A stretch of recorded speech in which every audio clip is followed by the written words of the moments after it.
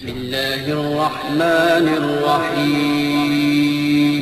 شروع اللہ کا نام لے کر جو بڑا مہربان نہایت رحم والا ہے۔ سچی بات سننے پر ہر شخص قادر نہیں ہے، ہر پرندے کی خوراک انجیر نہیں ہے۔ اے بیٹا، قید کو توڑ، آزاد ہو جا، تو کب تک سونے چاندی کا اسیر رہے گا؟ وسوسوں سے پرہیز کر، اس لیے کہ ان جھاڑیوں میں شیر چھپے ہیں۔ جو شخص آفتاب جیسا چہرہ نہ رکھتا ہوگا، وہ نقاب کی طرح رات کے سوا کچھ نہ چاہے گا، جبکہ اس کا کانٹا پھول کی ایک پتی بھی نہ رکھتا ہوگا۔ موسم بہار اس کے چھپے ہوئے رازوں کا دشمن ہوگا۔ پرہیز یقیناً دوا کی جڑ ہے۔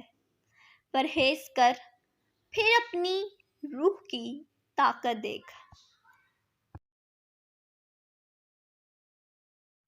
میں نے اللہ سے کہا، میں تمہیں جاننے سے پہلے نہیں مرنا چاہتا۔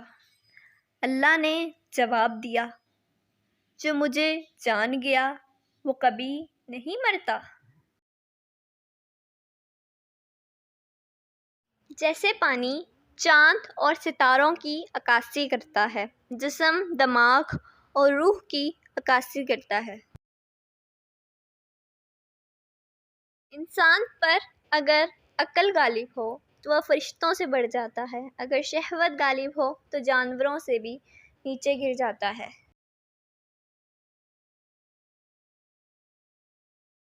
کرامت ہمارے اندر ہے، ہم باہر تلاش کرتے ہیں۔ اچھی صورت دل کو متاثر کرتی ہے، جبکہ اچھی سیرت روح کو۔ تھڑ تھڑاتی ہوئی شب سیاہ، اور وہ بھی طویل تر، رومی ہجر کے ماروں پہ قیامت ہے دسمبر۔ جب میں اپنے اللہ کے ساتھ ہوں تو ہر چیز عبادت کرتی ہوئی دکھائی دیتی ہے۔ عقل کو شوہر اور نفس اور طبیعت کو عورت سمجھ، یہ دونوں تاریک منکر ہیں۔ عقل شمع ہے۔ مجاز کا عاشق اس شکاری کی طرح ہے جو سایہ پکڑے سایہ، اس کا سرمایہ کب بن سکتا ہے؟